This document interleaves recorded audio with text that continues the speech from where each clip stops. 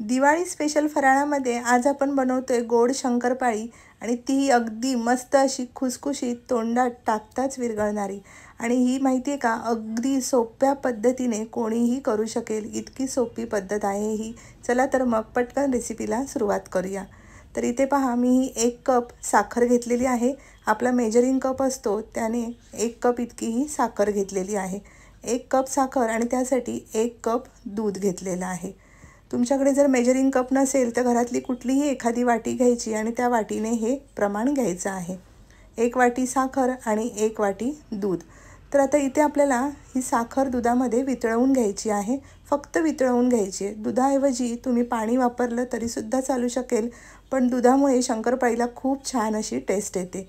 तर आता इथे पहा, साखर अगदी 2 मिनिटात पटकन वितळलेली आहे। गॅस बंद केला आणि आता आपल्याला ती पूर्णपणे थंड होऊ द्यायचं आहे ते मिश्रण।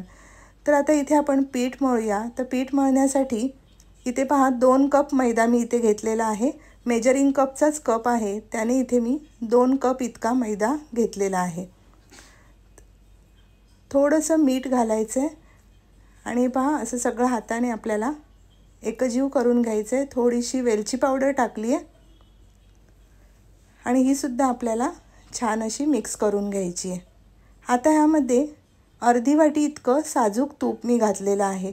आता हे साजूक तूप मी अजिबात कडकडीत गरम वगैरे काहीही केलेलं नाही आहे, अगदी आपलं रूम टेम्परेचरवरचं हे साजूक तूप आहे आणि तसंच आपल्याला हे यामध्ये घालायचं आहे। तर आता इथे अर्धा कप इतकं मी साजूक तूप घातलेलं आहे, म्हणजे 2 कप मैदा त्यासाठी अर्धा कप इतकं आपल्याला साजूक तूप लागणार आहे, म्हणजे 4:1 असं हे प्रमाण आहे। आता हे आपल्याला तूप छान असं मैद्याला चोळून घ्यायचे। हे पहा, अशा तऱ्हेने व्यवस्थित सगळ्या मैद्याला छान असं हे तूप लागलं गेलं पाहिजे, म्हणजेच आपली शंकरपाळी छान अशी खुसखुशीत होणार आहे। तर इथे आता हे सगळं असं हातावर चोळून मैद्याला पूर्णपणे आपण हे तूप लावून घेतलेलं आहे। हाताने थोडंसं असं याचा मुटका करून बघायचा, म्हणजे छान याची मूठ आवळली जाते, म्हणजे व्यवस्थित असं हे तूप आपलं मैद्याला लागलं गेलेलं आहे। आता हे पहा, इथे आपण जे साखर आणि दुधाचं मिश्रण केलं होतं पूर्णपणे ते गार झालेलं आहे। लक्षात घ्या, पूर्णपणे थंड करू द्यायचं आहे आणि नंतरच आपल्याला ते वापरायचं आहे। तर आता इथे पूर्णपणे हे मिश्रण गार झालं आहे आणि आता आपण पीठ मळून घेऊया। थोडंसं यामध्ये पिठामध्ये हे घालायचं आहे मिश्रण दूध साखरेचं। अगदी एका वेळेस सगळं यामध्ये घालायचं नाही, नाहीतर आपलं पीठ पातळ होईल। तर आता इथे परत मी थोडंसं हे घालते आणि छान असं आपल्याला हे पीठ मळून घ्यायचं आहे।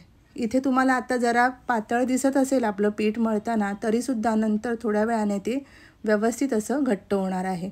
तर हे पहा, छान असं आपला हा गोळा मळून झालेला आहे आणि इथे 2 चमचे इतकं आपलं दूध साखरेचं हे मिश्रण जे आहे ते शिल्लक राहिलेलं आहे। जर तुम्हाला पीठ पातळ वाटत असेल तर त्यामध्ये साधारण 2 ते 3 चमचे इतका मैदा तुम्ही ॲड करू शकता। आता आपल्याला हे पीठ अगदी 10 ते 15 मिनिटासाठी झाकून ठेवायचं आहे, म्हणजे छान असं हे पीठ आपलं मुरेल। तर आता इथे 15 मिनिटं झाली आहेत आणि हे पहा, आपलं व्यवस्थित असं हे पीठ छान असं मुरलेलं आहे आणि व्यवस्थित असं अगदी छान परफेक्ट असं हे आपलं पीठ झालेलं आहे। आता परत एकदा हाताने छान असं मळून घ्यायचं आहे, अगदी हलक्या हाताने मळायचं आहे, खूप जास्त जोर देऊन मळायचं नाही आहे। ह्यातला मोठा असा गोळा मी काढून घेतला आहे, हातावर छान असा गोल करून घ्यायचा आणि आता ह्याची आपल्याला पोळी लाटून घ्यायची आहे। तरी पहा, अशा प्रकारे आपल्याला जाड अशी पोळी लाटून घ्यायची आहे। ह्याला बाजूने अशा चिरा दिसत आहेत, म्हणजे व्यवस्थित अशा आपलं हे पीठ मळून झालेलं आहे। ह्याला थोड्याशा अशा चिरा गेल्या तरी हरकत नाही, यामध्ये तूप असतं म्हणून अशा ह्या चिरा जातात। हे पहा, हाताने असं व्यवस्थित कडेने आपल्याला सारखं करून घ्यायचं आहे आणि अशी जाडसर अशी आपल्याला याची चपाती लाटून घ्यायची आहे। आता इथे मी शंकरपाळ्या कापण्यासाठी पिझ्झा कटर घेतलेला आहे, तुम्ही सुरीने सुद्धा कापू शकता। बाजूच्या ह्याच्या कडा कापून घेतल्या आणि हे पहा, याच्या अशा आपल्या चौकोनी शंकरपाळ्या इथे मी करून घेते। तुम्हाला जशा हव्या तशा लहान मोठ्या आकाराच्या शंकरपाळ्या इथे करून घ्यायच्या आहेत। एवढ्या जाडीची मी शंकरपाळी ही कापून घेतलेली आहे। खूप जास्त अगदी पातळ करायची नाही, नाहीतर मग ती तेलात कडक होते आणि अगदी जाड ठेवली तर मग आतून शिजत नाही।